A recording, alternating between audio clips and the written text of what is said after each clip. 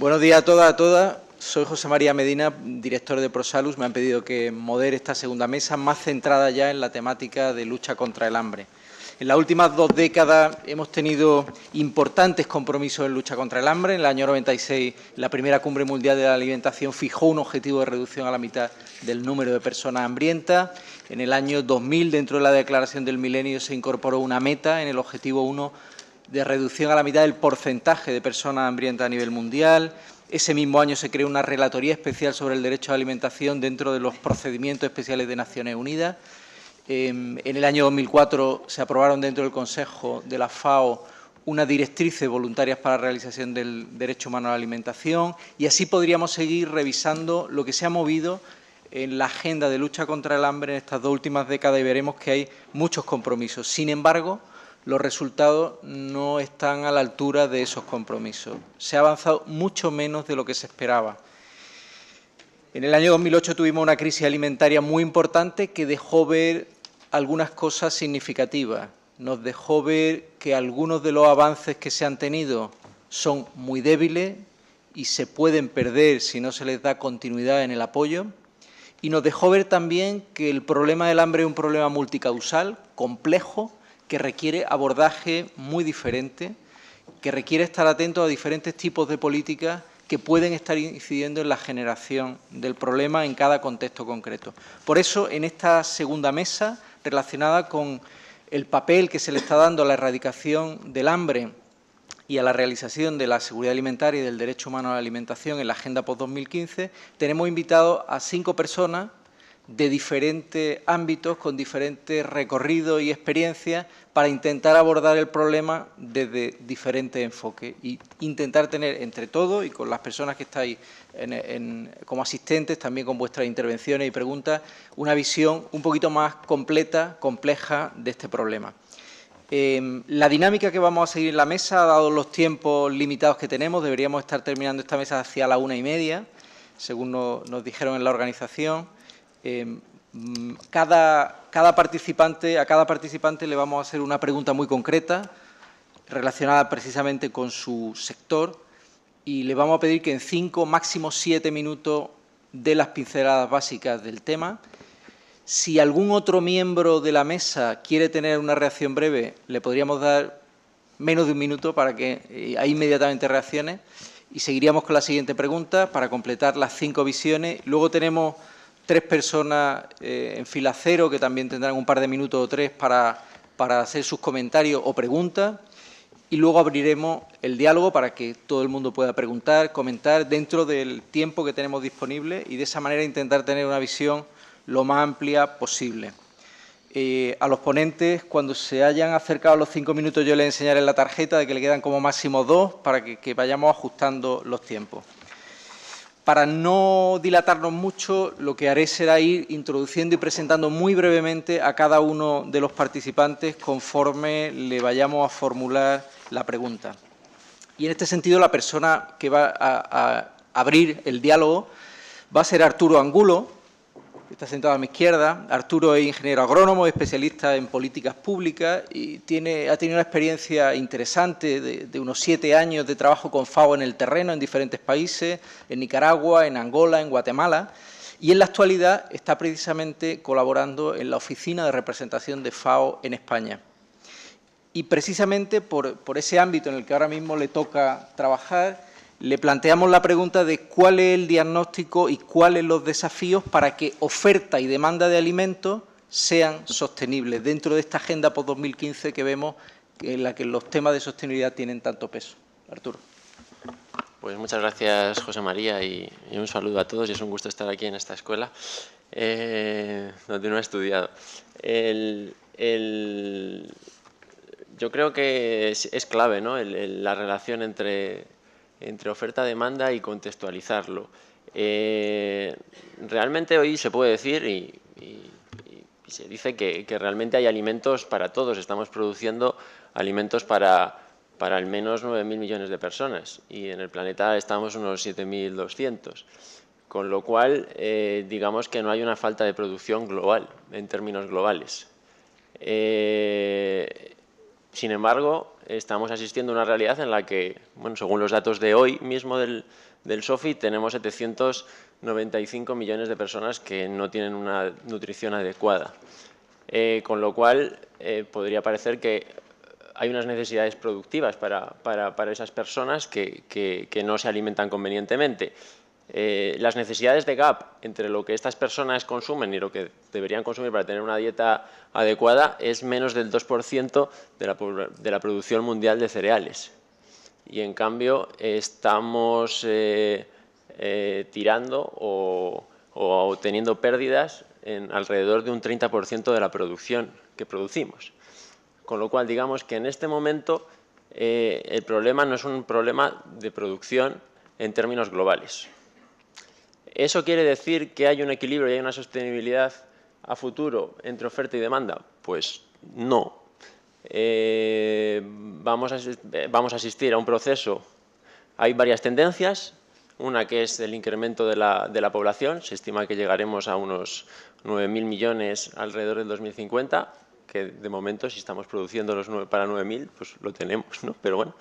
Y por otro, hay unas tendencias en el cambio de las dietas alimentarias, en la que cada vez hay una variación en la dieta.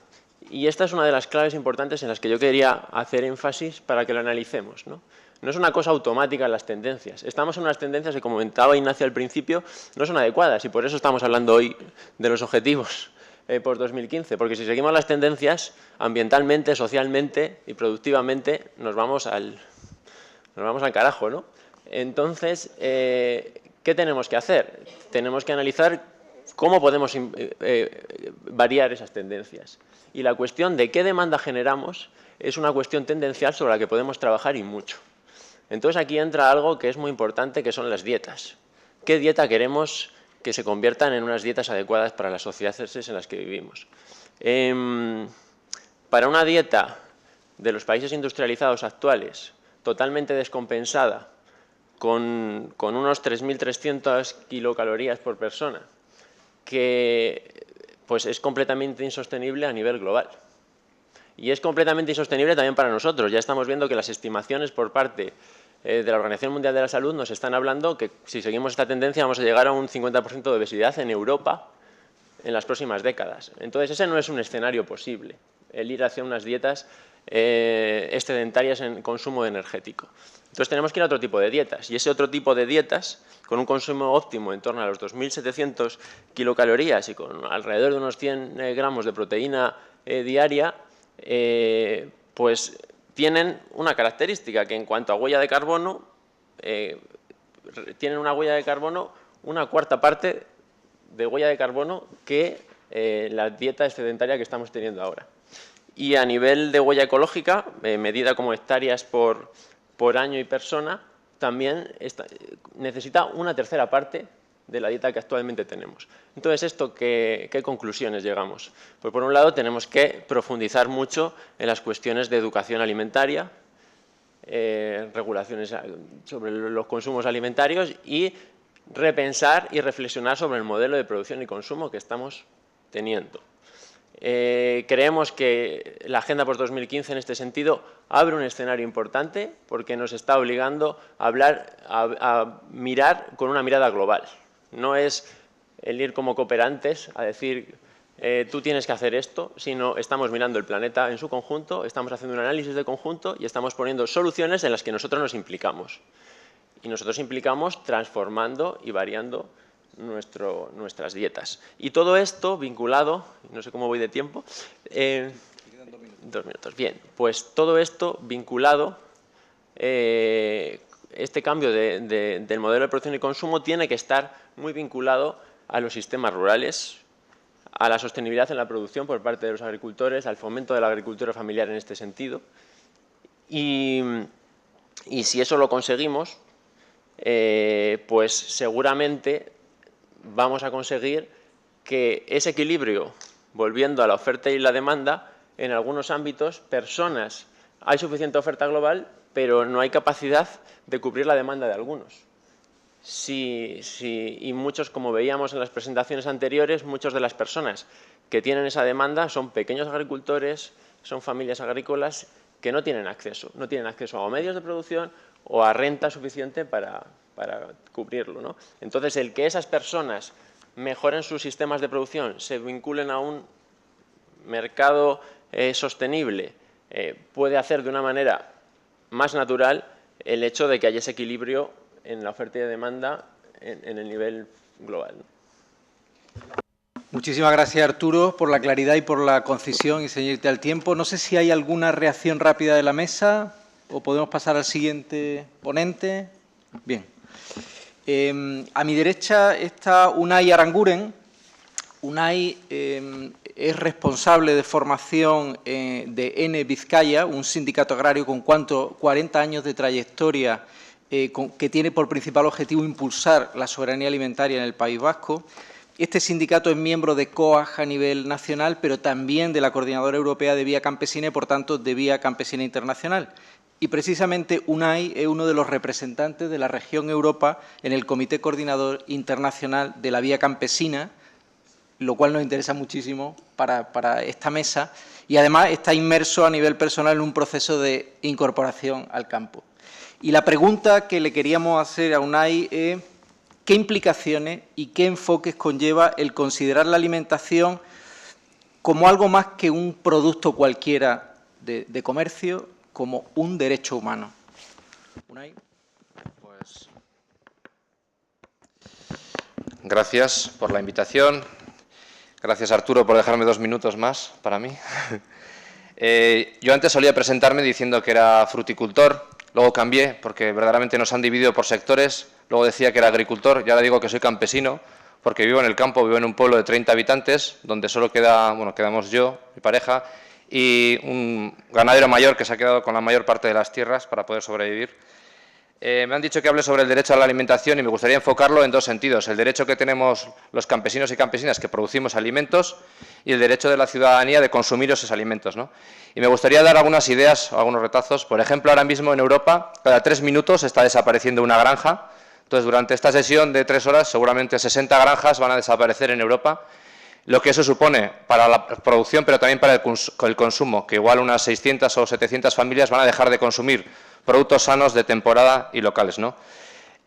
Junto con eso está habiendo una concentración de la producción, está habiendo una intensificación, se está poniendo de moda en Europa las granjas de 1000 vacas. Entonces, hay lobbies que están invirtiendo dinero para producir en granjas de 1000 vacas, vacas que generan 500.000 litros de purín cada semana. Imaginaros lo que puede ser eso. Granjas que generan 7 puestos de trabajo en comparación de los 60 o 70 puestos de trabajo que tendrían 40 o 50 granjas de 40 o 50 vacas. Las cadenas de distribución, las industrias y las distribuidoras están controlando la producción. Nos están diciendo qué tenemos que producir, cómo lo tenemos que producir, cuántos tratamientos tenemos que hacerle a ese producto, lo necesite o no lo necesite, y a veces son 7, 8 o 9 tratamientos, el precio de ese producto, y muchas veces estamos produciendo por debajo de los costes de producción. Eso está llevando que en Europa también está pasando un abandono del medio rural. Aunque haya jóvenes en la ciudad que todavía quieren ir al campo, como es mi caso, todavía hay un éxodo rural y muchos de los campesinos están pasando a ser peones de esas empresas o grandes multinacionales. En cuanto al consumo, hace poco estuve leyendo un informe que había hecho Veterinarios Sin Fronteras de que a cada casa, cada alimento que llega recorre de media 5.000 kilómetros. O sea, cada vez comemos peor, hay más desnutrición, como ha comentado el compañero, hay una pérdida de cultura alimentaria y la nueva generación va a comer peor que la nuestra. Y estamos consiguiendo, gracias también a fondos de cooperación norte-norte, que la gente esté más sensibilizada con el tema de la alimentación. Pero lo que está pasando es que como no hay producción y no hay gente produciendo, las distribuidoras están aprovechando de esa demanda de productos verdes o productos sanos y están introduciendo también productos ecológicos o productos sanos de otras partes del mundo, ¿no? Entonces, en general, como país y como personas, hemos perdido nuestro control, nuestra soberanía sobre la alimentación y la alimentación se ha convertido en un negocio, porque verdaderamente el negocio es mover los alimentos de una parte del mundo a otra, ¿no? Ahora mismo se produce más alimentos que nunca, pero a pesar de eso hay mucha gente, millones de personas que están pasando hambres, ¿no? Y como han dicho antes, 3/4 partes de las personas que están pasando hambre viven en el mundo rural. Dentro de las consecuencias que está pasando a nivel internacional, y es que este sistema genera crisis alimentarias. Nos dijeron que los transgénicos iban a acabar con el hambre en el mundo. Ahora tenemos una crisis alimentaria, no sé lo que nos van a decir, pero ante la crisis climática que estamos viviendo, desde las multinacionales, con apoyo de algunos gobiernos y presionando a muchas ONGs, nos han planteado que la salida a esta crisis climática es la agricultura climáticamente inteligente. ¿Qué es eso? Pues es una medicina para arreglar la enfermedad que tiene nuestro planeta, que está generada por la consecuencia de que el sistema no funciona. Entonces, esas medicinas vienen en dos sentidos. Una es un nuevo paquete tecnológico, que son semillas resistentes, fertilizantes, insecticidas, fungicidas, transgénicos de nueva generación, que lo que hacen es que al final el agricultor pase todavía a una agricultura mucho más dependiente. Y la otra medida es que con el tema de las emisiones de carbono, los países industrializados se han comprometido a plantar árboles para combatir o compensar esas emisiones de carbono, y lo que hacen es plantar monocultivos forestales en países del sur, desplazando a comunidades indígenas campesinas de allí, para poder compensar con esas emisiones de carbono, ¿no? Junto con eso nos vienen tratados de libre comercio entre Canadá y Europa, Estados Unidos, Europa, Sudáfrica, Europa, que nos ofrecen a los campesinos de Europa acceder a mercados pues de Estados Unidos, de Nueva York, etcétera, cuando aquí no tenemos acceso a los mercados locales. O sea, yo no tengo acceso a los mercados locales y mucho menos nacionales, ¿no? Y justo venía pensando, ¿no?, que yo vivo en un pueblo de 30 habitantes, pero, o sea, verdaderamente, ¿qué hacen nuestros gobernantes para asegurar que a una población como Madrid lleguen productos sanos y de temporada, ¿no? ¿Qué están haciendo? ¿Qué tipo de políticas públicas se llevan a cabo? Para la vía campesina, lo que está en crisis es el sistema, ¿no? Y el hambre, la crisis alimentaria, el clima, son consecuencias de que el sistema no está funcionando. Hace 20 años, más o menos, en el 96, en la Cumbre Mundial sobre la Alimentación, la vía campesina pone encima de la mesa una propuesta para cambiar ese sistema, y la propuesta es la soberanía alimentaria, que es una propuesta política para ir cambiando y construyendo un nuevo sistema que tenga otra manera de relacionarnos entre nosotros, otros valores, otra relación con el entorno. La soberanía alimentaria es el derecho que tienen los pueblos a producir alimentos sanos, que estén culturalmente adecuados, a poder acceder a los bienes, recuperar el control ese sobre la alimentación, y verdaderamente es una alternativa al sistema capitalista, ¿no?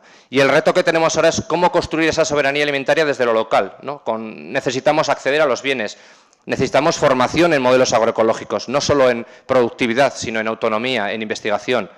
Necesitamos herramientas que transformen nuestro producto en manos de los campesinos, mataderos, conserveras, pequeñas salas de despiece, industrias transformadoras. Necesitamos acceso a los mercados, necesitamos nuevas vías de diálogo y de comercialización entre consumidores y productores.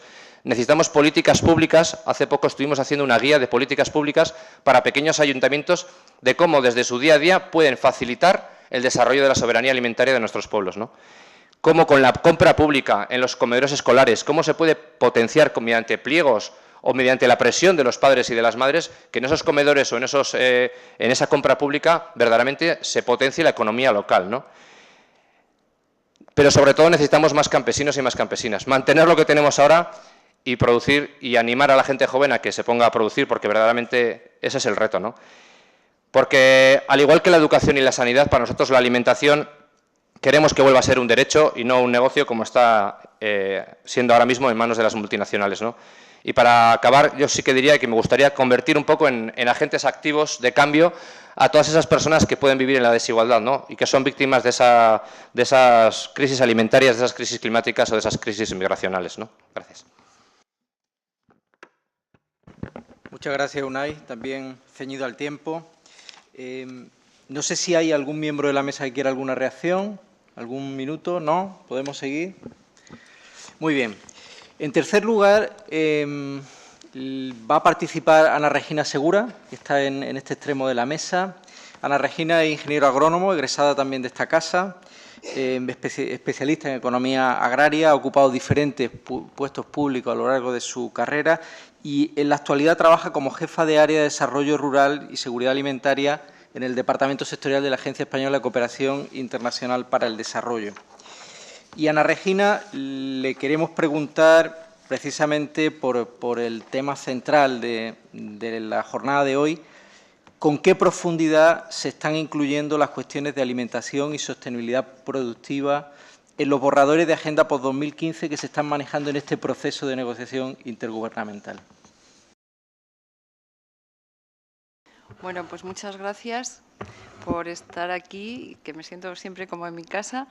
Y para no utilizar demasiado tiempo, yo quería hacer una breve presentación de lo que, en principio, para mí fueron los ODMs, como, por ejemplo, o sea, hay una duda que me creó desde el principio que empecé a trabajar con los ODMs, ¿por qué la lucha contra el hambre, que era un tema fundamental desde mi punto de vista y que si las personas no comen no pueden avanzar en otros terrenos, por ejemplo, estaba tan mal representada en los ODMs, ¿no?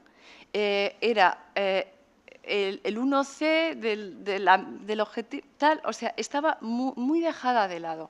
Entonces, he estado investigando bastante ese aspecto y resulta que, bueno, pues encontré una conferencia de Simon Maxwell en el 2003 que analizaba también este tema. Y según él, era porque todas las organizaciones internacionales que estaban implicadas en ese momento en la lucha contra el hambre tenían distintas narrativas del tema. Entonces, quiero decir, no había habido una coordinación entre la FAO, entre el PMA, el FIDE, el Banco Mundial, etcétera, etcétera. Y yo creo que eso, en principio, ahora no ha pasado en el proceso de los ODS. No me quiero perder mucho tiempo. Pero en el objetivo 2, tal y como está propuesto por el Grupo Abierto, que dice poner fin al hambre, lograr la seguridad alimentaria y la mejora de la nutrición y promover la agricultura sostenible, hay como 5, no sé si todos lo conocéis, pero hay 5 como subobjetivos, de los cuales el primero únicamente, desde mi punto de vista, sería el que englobaría la seguridad alimentaria como tal, que sería para 2030 poner fin al hambre y asegurar el acceso de todas las personas, en particular los pobres y las personas en situaciones vulnerables, incluidos los lactantes, en una alimentación sana, nutritiva y suficiente durante todo el año. El segundo subobjetivo, que significa que para el 2030 pues pondría fin a todas las formas de malnutrición. Solo dice eso, incluido el logro a más tardar en el 2025 de las metas convenidas de retraso en el crecimiento de los niños de 5 años, etcétera, etcétera. Ese sería el subobjetivo correspondiente a la nutrición, pero curiosamente este objetivo 2 plantea 3 grandes subobjetivos ligados absolutamente a la producción agraria, al desarrollo de la agricultura. El tercero sería duplicar la productividad agraria y los ingresos de los productores de alimentos en pequeña escala. Bueno, no quiero repetirlos porque si no voy a tal. El cuarto, asegurar la sostenibilidad de los sistemas de producción de alimentos y aplicar prácticas agrícolas resilientes, que luego podemos analizar. Y el quinto, mantener la diversidad genética de las semillas, las plantas cultivadas y los animales de granja y domesticados. En principio, tal y como están escritos, suenan muy bien. Incluso hay 3 metas más, que es aumentar las inversiones con un aumento de la cooperación internacional en la infraestructura rural, la investigación agrícola, los servicios de extensión, desarrollo tecnológico y bancos de genes, de plantas, etcétera. El segundo, corregir y prevenir las restricciones y distorsiones comerciales en los mercados agropecuarios mundiales. Ahí, hablando concretamente de subvenciones a las exportaciones agrícolas y de todas las medidas de exportación en efectos equivalentes, o sea, enlazaría con lo que ha dicho alguien aquí en la sala de coherencia de políticas para el desarrollo. Y el tercero, adoptar medidas para asegurar el buen funcionamiento de los mercados de productos básicos alimentarios y sus derivados. En el papel están recogidos todas las propuestas, digamos, que podíamos plantear y tal. Sin embargo, si investigamos un poquito más, vemos que hay todo un lobby detrás que ha estado apoyando el tema de las inversiones en agricultura. Y eso no es, como se ha dicho aquí por el profesor Alberto Garrido, las estrategias no son neutras a los valores y a la ideología. Y ahí es donde yo quiero llamar la atención en este espacio de reflexión que es en este momento la Escuela de Ingenieros Agrónomos. Creo que se necesita más reflexión en estos aspectos porque lo mismo que está escrito en el papel puede significar una cosa o puede significar otra. Se ha hablado por el representante de Vía Campesina de su enfoque con respecto a la agroecología. Pero es que estos mismos ODS han sido apoyados por el Grupo de Soluciones para la Agricultura Sostenible, bueno, y Sistemas Agrarios Sostenibles, que está apoyado por Naciones Unidas. Y aquí este grupo reconoce, exactamente como él ha dicho, que para apoyar la agricultura climáticamente inteligente, la solución son los organismos genéticamente modificados. Entonces, hay unos intereses, evidentemente quien está detrás del grupo que ha escrito esto, pues tiene unos determinados intereses que podemos luego comentar. Hay otros, o sea, hay reflexiones en este entorno por parte de todo el mundo. Hay las reflexiones del think tank alemán, del DEFID, bueno, enseguida termino, de la AfD, de los franceses, de no sé qué. Entonces, también quería llamar la atención que, por ejemplo, el relator de Naciones Unidas, Oliver de Schutter, hablaba de un término que mencionaba como democracia alimentaria, haciendo responsables a los productores y consumidores de esa nueva visión. Quería hablar de muchas más cosas, o sea, por un lado está la agroecología, por otro la intensificación, la biotecnología y los nuevos planteamientos de cara a la financiación que se está haciendo. Hay ideas muy novedosas que se pueden discutir, como es una plataforma de organizaciones internacionales que trabajan en el tema de la seguridad alimentaria, la nutrición, el desarrollo rural y la agricultura, que para que de alguna forma exista una financiación hacia todo este campo a través de considerar la seguridad alimentaria como un bien público mundial o global. Se está en discusión, pero si en su día se consiguió con la educación o con otros aspectos, simplemente yo creo que es porque no ha habido suficiente presión de todo del pensamiento que envuelve a este sector en ese sentido. Y aquí, que estamos reunidos, digamos, la Administración, la Academia y las ONGs, puede ser una plataforma muy interesante para seguir dialogando. No me entretengo más, pero me gustaría luego seguir comentando cosas. Muchísimas gracias, Ana Regina. Yo creo que a Ana Regina le tenemos que agradecer que haya sido tan clara y tan directa y provocadora y que haya planteado, al menos como flash, varios temas interesantes que seguro algunos de los participantes luego querrán profundizar y te irán preguntando. La siguiente participante es Lourdes Benavides. Lourdes es licenciada en Ciencias Empresariales por la Universidad de Lovaina y máster en Relaciones Internacionales. Es investigadora del Grupo de Estudios Africanos de la Universidad Autónoma de Madrid. Desde hace casi 20 años ha trabajado en ONG y como consultora independiente en temas relacionados con ayuda para el desarrollo y ayuda humanitaria, sobre todo en África, y en la actualidad es responsable de justicia económica en Oxfam Intermón y desde esa posición haciendo un seguimiento muy cercano a los temas de seguridad alimentaria y, por ejemplo, coordinando la campaña Crece de Oxfam en España. A Lourdes le queremos preguntar cómo podemos hacer más visible socialmente, más participada y más demandada esta agenda por el desarrollo sostenible, cada uno desde sus propios ámbitos. Bien, gracias, José María. Entonces, no voy a entrar tanto a los contenidos que ya han sido abordados y más al proceso y cómo podemos participar, cómo hemos participado ya en él y, sobre todo, este gran reto que es para nosotros el que sea más visible, mejor conocida y también apropiada, digamos, ¿no?, por el conjunto de la sociedad. Partiendo de la base de que los objetivos de desarrollo del milenio, al igual que ya lo fue el concepto de derecho humano 10 años antes, se cumplen este año los 25 años del primer informe de derecho humano, permite ya tener una aproximación a la cuestión del desarrollo diferente a la que teníamos en las décadas anteriores, ¿no?, muy centradas en el crecimiento económico, muy centradas en una visión del consenso de Washington, etcétera. Ese cambio y los objetivos de desarrollo del milenio siguen un poco esa tendencia. Creo que seguimos y tenemos que seguir reivindicando, ¿no?, poner a las personas en el centro y seguir luchando por algo que yo creo que todavía no está hecho, es decir, dejar que el crecimiento económico no revierte automáticamente por sí sola en las personas. Por eso yo creo que este proceso para la nueva agenda del desarrollo es una oportunidad para seguir hablando de derechos humanos, de erradicación de la pobreza, de desigualdad. Hemos conseguido poner ese tema en la agenda y de desigualdad de ingresos, sobre todo, a pesar de lo que decía Marta antes, porque es una cuestión fundamental aquí.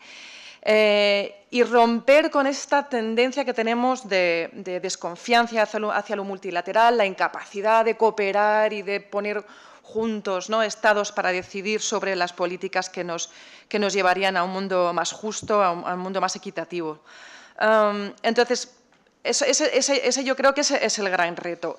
La participación de la sociedad civil en este proceso ha sido, yo creo que fuerte, ha sido amplia, ha sido intensa, ha sido compleja, porque esto es un proceso inabarcable casi, ¿no?, tremendamente extenso, muchos temas, muchos puntos de conexión entre ellos. Pero sí que ha habido un gran esfuerzo por crear alianzas, grandes plataformas. Ha habido un trabajo en conjunto en Europa, en el mundo. Aquí mismo nos hemos reunido, hemos conseguido llegar a posiciones comunes, que no siempre es fácil entre organizaciones ecologistas, de desarrollo, movimientos sociales, de mujeres, de derechos humanos. Poner a toda esta gente, parece que la sociedad civil es un ente homogéneo y somos todos, ¿no?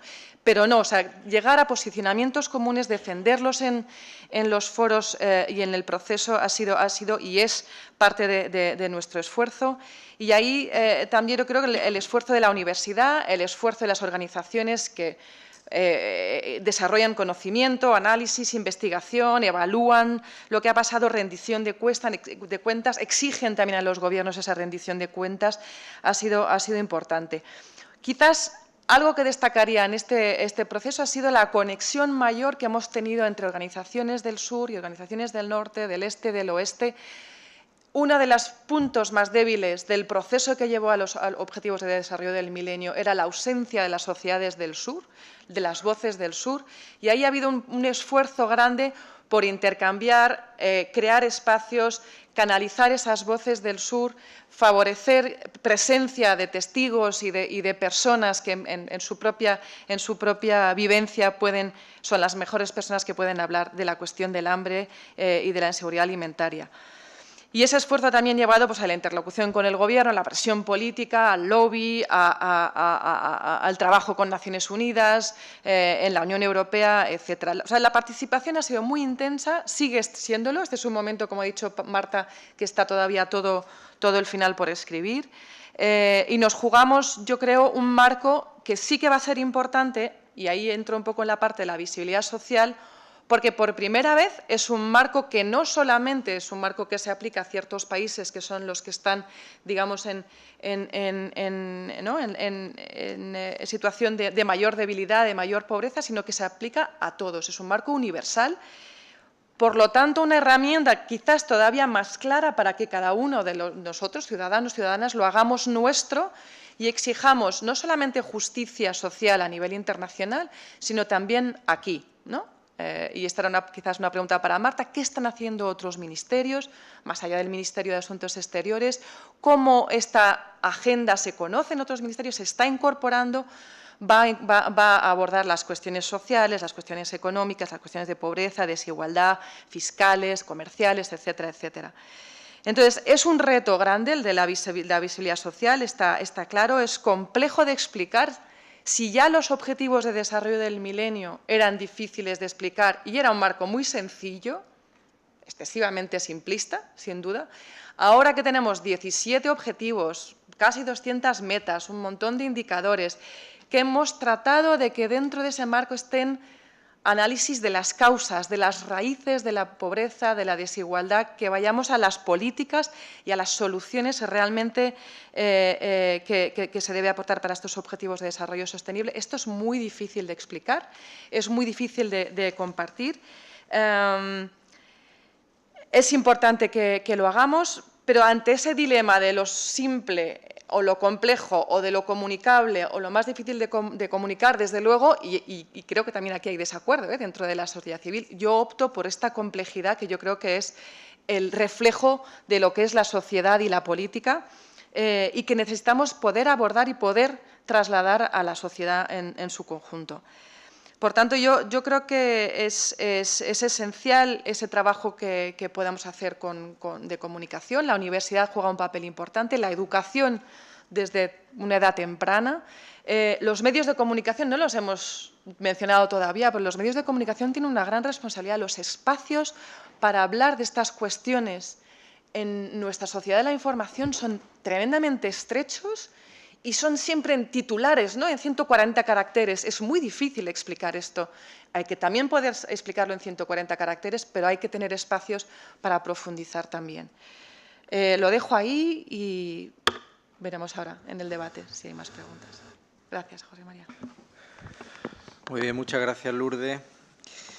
Para cerrar la mesa, precisamente estando aquí en sede universitaria, pues era importante tener la visión desde la universidad y contamos con José María Assunsi. Presentar aquí a José María Assunsi es así como entre atrevido, innecesario, no sé, pero como puede haber gente que no es de aquí, de esta casa, pues al menos decir 4 ideas de su larguísima trayectoria y currículum. José María, doctor ingeniero agrónomo, especialista en economía agraria por esta Universidad Politécnica de Madrid, es catedrático en esta escuela, en el Departamento de Economía y Ciencias Sociales y Agrarias. Ha participado en multitud de grupos de expertos internacionales relacionados con procesos de reforma en las políticas agrícolas y de desarrollo rural y fue subdirector general de la FAO en el cuatrienio 2007-2010. A José María le queríamos preguntar, en este proceso complejo de la Agenda Post-2015 y en el deseo de incorporar en profundidad el problema de la erradicación del hambre, este problema complejo, ¿qué está llamada a aportar la universidad en un desafío global y local como este? Muchas gracias.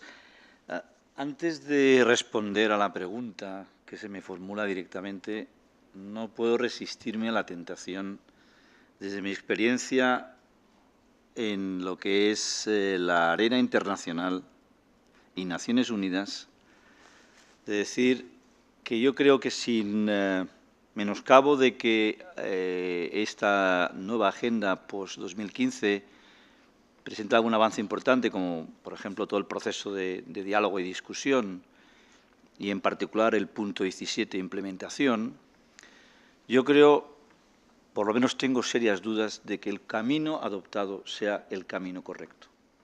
Le voy a decir muy fácilmente que mucho abarca, poco aprieta, dice un refrán español. En el mundo en que vivimos, donde la gobernanza es muy frágil y débil, la gobernanza global, y donde la situación financiera internacional es más que crítica, esta profusión, como decía muy bien en la anterior intervención, de objetivos 17 y metas casi 200, lejos de concentrar esfuerzos en pocas cosas pero conseguirlas, va a dispersar esfuerzos en una multitud de objetivos y subobjetivos y subobjetivos, que esto es un marasmo absoluto y total. Es decir, como análisis de los problemas del mundo está muy bien, pero para mí la agenda, una agenda, no es un libro blanco que ponga sobre la mesa todos los problemas a los que el mundo se enfrenta. Lo que necesitamos es que algunos de esos problemas, los más prioritarios, y son pocos, realmente nos concentremos en conseguirlos. Y eso implica priorización e implica sobre todo lo que el gran fallo para mí de la Agenda 2015, que estaba muy bien planteada, aunque pueda parecer simplista o sencilla, pero que tuvo un gran problema, y es todo el tema de gobernanza y todo el tema de implementación. Por ejemplo, no hay ningún mecanismo para quien incumpla los acuerdos. Yo estoy harto de haber asistido a conferencias internacionales. La primera, por ejemplo, en junio, yo estaba en FAO, en junio de 2008, en plena crisis de los alimentos, ahí una serie de países desarrollados se comprometieron a 22.000 millones de dólares para dar un impulso a la producción agraria. 2 años después de estos 22.000 millones, solo 2.000 millones se desembolsaron. ¿Qué pasó? Nada. La foto muy bonita, las noticias fantásticas. ¿Qué se cumplió de eso? Poquísimo. L'Aquila, 2009, igual. G8, ampliado, otro gran acuerdo, el acuerdo L'Aquila. También 20.000 millones en 5 años, desembolsados un tercio. Países que adoptan compromisos nacionales. Lo recuerdo perfectamente en África, el compromiso del 2002 para que en toda África, todos los países, dedicaran un mínimo del 10% de su presupuesto público a la agricultura. Y que antes del año 2010 tenía que esto haber ocurrido. 2010, solo la mitad de los países africanos cumplieron ese compromiso de subir su gasto público en agricultura y alimentación al 10%. ¿De qué nos sirve tantos objetivos y tantas buenas intenciones si luego no se cumplen? Y sobre todo, al que no cumple no le pasa absolutamente nada, no hay ningún tipo de mecanismo para que eso se cumple. ¿Para qué sirve? Bien, me voy a centrar en la pregunta que se me ha hecho, pero, como digo, desde mi experiencia internacional y de subdirector de FAO en años complicados, no podía resistirme a decir eso. La universidad, el papel de la universidad.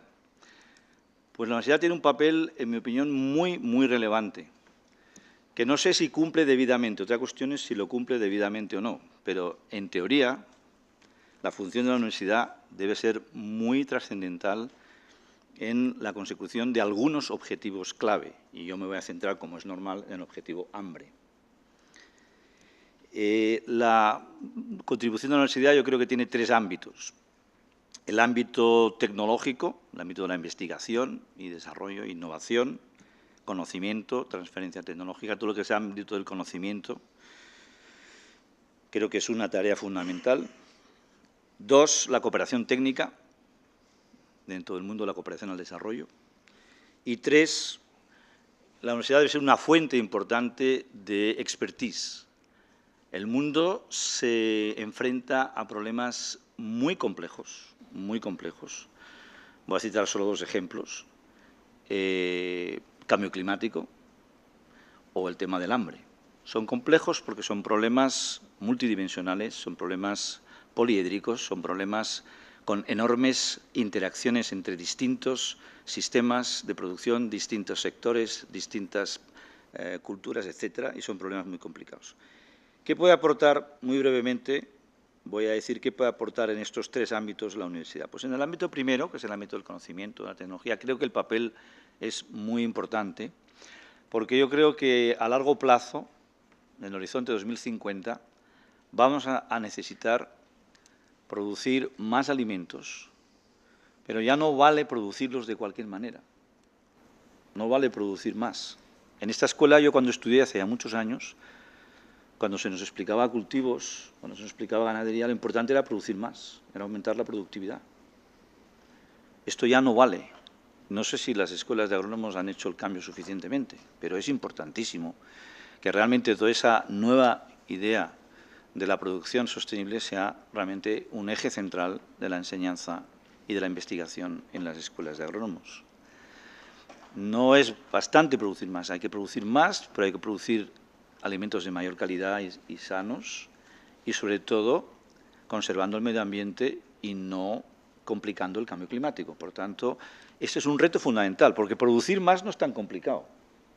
Producir más sin preocuparse de qué efectos produce es relativamente sencillo. Más todo y normalmente pues aquello va desarrollándose, ¿no? Pero el reto de producir más y mejor, más alimentos, más sanos, de mayor calidad, y además encima hacerlo de forma sostenible desde el punto de vista social, desde el punto de vista medioambiental, desde el punto de vista climático, es un reto extraordinario.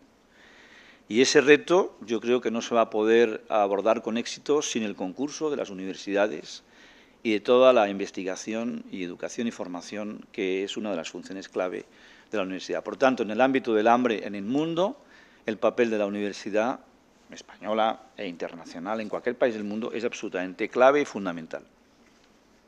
Y ahí tenemos una responsabilidad social muy importante. Y eso es algo que realmente debe de formar parte de los currículum, de las enseñanzas y de los proyectos de investigación que lleva a cabo. Y no solamente la investigación en tecnologías nuevas o en sistemas de producción nuevos, también la investigación institucional. Por ejemplo, esos mecanismos de hacer cumplir los pactos internacionales. ¿Qué tipo de institucionalidad debe de realmente alumbrarse? O, por ejemplo, el tema de políticas.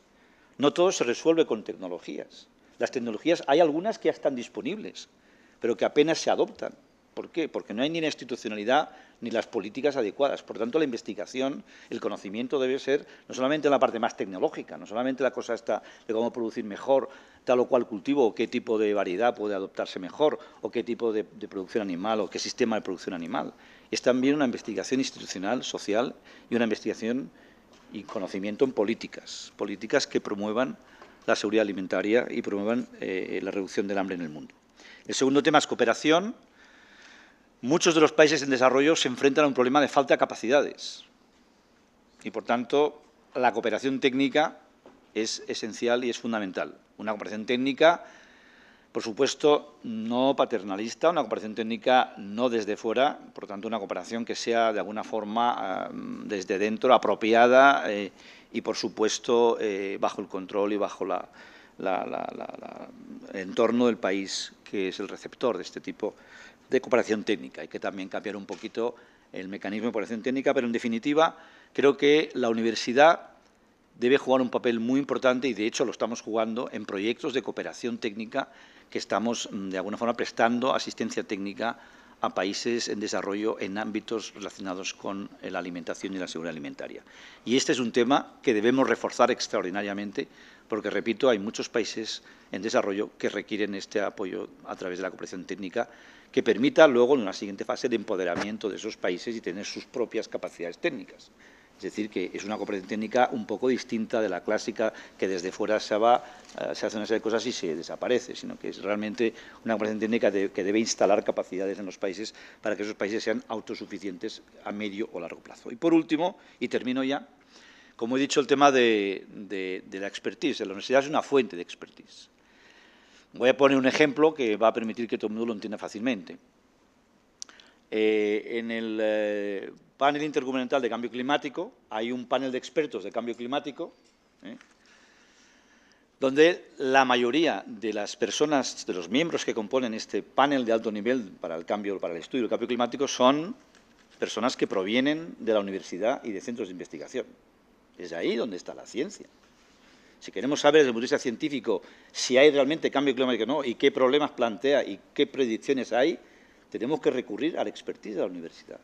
Por eso, en el tema de cambio climático, el panel internacional de cambio climático es un elemento, una pieza clave para poder despejar algunas incógnitas que científicamente hay que despejar, porque ya sabemos que ha habido un gran debate si hay cambio climático, si no lo hay, y yo creo que ese panel ha contribuido, desde una perspectiva rigurosa y científica, a sentar las bases de esa realidad que es el cambio climático ya hoy. Y el otro caso, por ejemplo, es la alimentación. En el año 2009, la Asamblea de FAO aprobó la creación del Comité Mundial de Seguridad Alimentaria, que también tiene un panel de altos expertos, porque el tema alimentación y seguridad alimentaria también es un tema, repito, que está relacionado con el tema producción de alimentos, con el tema de dieta alimenticia, el tema de salud pública, el tema de energía, los biocombustibles, con todo. Y, por tanto, hace falta expertos en multidisciplinares. Y este panel de altos expertos, que es un elemento clave de este Comité Mundial de Seguridad Alimentaria, cuya sede es FAO, pues también ese comité está apoyado y está asistido desde el punto de vista científico por ese panel de altos expertos y la mayoría, repito, también de estos miembros de este panel de altos expertos son personas que proceden del mundo de la ciencia, del mundo de la universidad o del mundo de los centros de investigación.